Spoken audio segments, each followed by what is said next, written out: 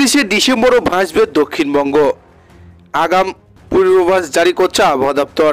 তো 31শে ডিসেম্বরও দক্ষিণবঙ্গ সহ উত্তরবঙ্গে এবং বাংলাদেশ লাগোয়া কলকাতার কোন জায়গাগুলি বৃষ্টির পূর্বাভাস জারি করছে আবহাওয়া দপ্তর।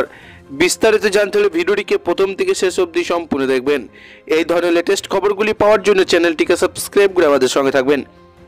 ক্ষণে ক্ষণে আবহাওয়া মুড সুইং।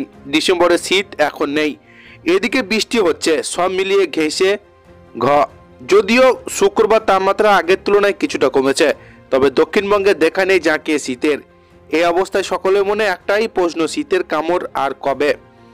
আবহাওয়া দপ্তর সূত্রের খবর, আগামী কয়েকদিন স্বাভাবিকের চেয়ে তাপমাত্রা কিছুটা কম থাকবে, তবে জাঁকিয়ে শীত কোনো অনুভূত হবে না আর এবছরে। এদিকে ভিলেন বৃষ্টি তো আছেই, বছর শেষেও বিক্ষিপ্তভাবে বৃষ্টি হতে পারে বঙ্গের বেশ কিছু জেলায়। শনিবার হালকা বৃষ্টি হতে পারে দক্ষিণবঙ্গের পশ্চিম বর্ধমান, বীরভূম এবং মুর্শিদাবাদ জেলাতে।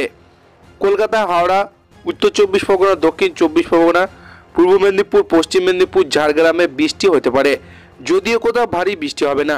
বিক্ষিপ্ত হালকা বৃষ্টির পূর্বাভাস রয়েছে। এছাড়া দক্ষিণবঙ্গে প্রায় সব জেলাতেই আপাতত শুষ্ক আবহাওয়া বজায় থাকবে বলে জানা যাচ্ছে। কাল এবং পরশু বৃষ্টির জেরে সামান্য তাপমাত্রা বাড়বে দক্ষিণবঙ্গে। দক্ষিণবঙ্গের সমস্ত জেলাতেই রাতের তাপমাত্রা 2 থেকে 3 ডিগ্রি সেলসিয়াস পর্যন্ত নামতে পারে। এরপর ফের পারদ পতন, রবিবারের পর নামবে পারদ।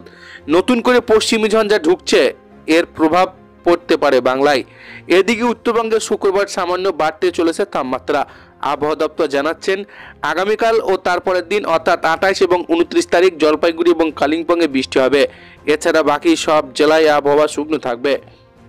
উইকেন্ডে তুষারপাতের সম্ভাবনা রয়েছে দার্জিলিংয়ে, বাকি কোনো জেলায় আপাতত বৃষ্টি হবে না। তো এই ছিল আজকের লেটেস্ট ট্রেন্ডিং খবর। ভিডিওটিকে ভালো লাগলে লাইক করবেন। এই ধরনের খবরগুলি সবারই প্রথম পাওয়ার জন্য চ্যানেলটিকে সাবস্ক্রাইব করে আমাদের সঙ্গে থাকবেন।